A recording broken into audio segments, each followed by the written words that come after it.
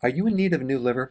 Do you realize that 15,000 people in the United States are on the list for a liver transplant? Now, if you're on this list, I want to share some information that I think could be very beneficial to you in the meantime as you're waiting to get your new liver.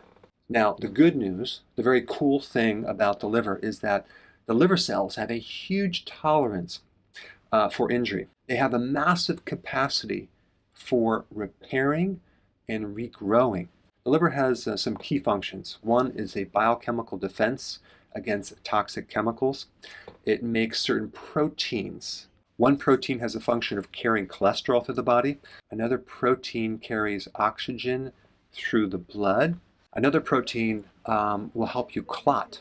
Okay, so if you're bleeding, the liver makes bile, it makes vitamins, and it's very, very important in brain health. If there is liver damage, it can affect your brain. It can actually cause dementia. Now, there's three things that destroy a liver. Number one, inflammation. Number two, a fatty liver. Number three, scar tissue. They call that cirrhosis. And many times you start out with a fatty liver, and then you get inflammation, and then you get scar tissue. Sometimes you start with inflammation, and then you develop a fatty liver, and then you roll right into fibrosis. And other times you might just have inflammation and then roll right into fibrosis. So there's different stages that can occur. And what happens in this process, the liver starts to enlarge. And when it enlarges, it can cause referral pain to your right shoulder, your neck, right up through here. And it can also start reducing your function, so you can't make bile. And then that backs up and it creates more liver damage. There's so many things that can go wrong with the liver.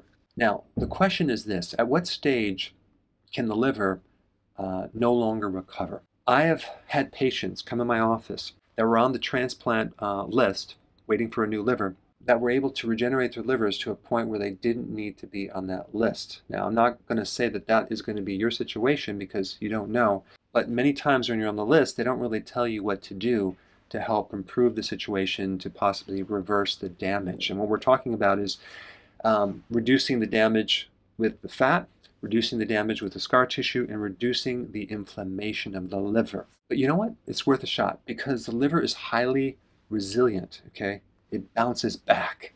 So what is the most important thing you need to know? Do you change the fat in your diet? Do you go to a low-fat diet? Do you go to a high-fat diet? Do you reduce your carbs? Do you reduce your proteins? What's the most important thing you can do? It's lowering your carbohydrates, okay? Why? Because all three things, inflammation, fatty liver, and scar tissue of the liver can be created by a high carbohydrate diet. So lowering your carbohydrates is the most important thing you can do. I'm going to put some links down below of some interesting studies that show that by reducing your carbs to 20 grams per day can result in shrinking the enlarged liver and also reducing fat on the liver and improving the function of your liver. So that's the most important thing. And if you are new to my channel, I put a link down below of the exact plan that you need to do. And that is called healthy keto with intermittent fasting. You need to do them both together because both a low-carb diet and intermittent fasting can dramatically reduce the inflammation and can also help reverse some of the scar tissue as well as take the fat off the liver.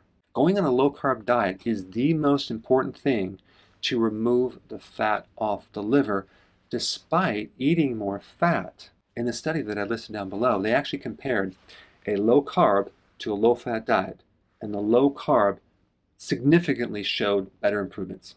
Then the second thing you want to do is make sure that your fats are a little bit higher, but make sure the fats are omega-3 fatty acids, olive oil, fats that are high in lecithin, like egg yolks. That would be very smart. And I would make sure that you're not doing a lot of omega-6 fatty acids because that creates inflammation, okay? And it's totally okay to do the saturated fats as long as your carbs are low. Now, as far as protein goes, you can go moderate protein to on the lower side. Okay, I wouldn't do the high protein if the liver is bad, but a moderate amount of protein to something a little bit lower. And in the link down below, you'll learn all about that. But this low carb thing is the most important thing. I don't want to beat a dead horse, but just think about this for a second. High carb increases more oxidative stress. It creates more inflammation. It causes more conversion of those carbs to fat around your liver. It causes insulin resistance, which leads to a fatty liver, and the conversion of inflammation to scar tissue or fibrosis.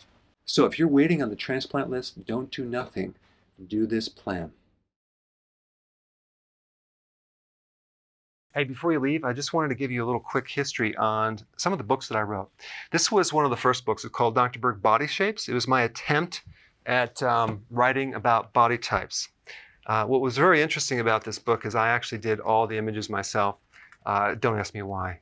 They look actually not quite as professional as some of the images that I have in the new book. But anyway, this is my first attempt right here called Dr. Berg's Body Shape Diets.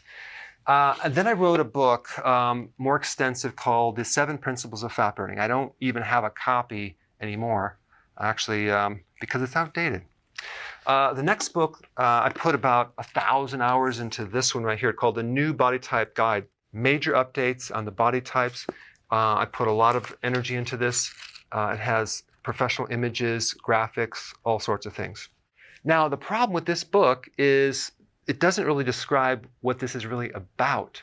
Body types are only a small portion of what's in this book. And that's why I changed the name to the Healthy Keto Plan, okay? If you happen to have this book, you don't really need this book because there's only very, very minor updates. But if you don't have this, you need to get this one right here.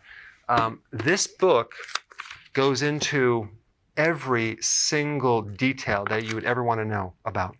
It goes into the 7 principles of fat burning. It goes into hormones, the body types, the basic keto plan. It goes into intermittent fasting.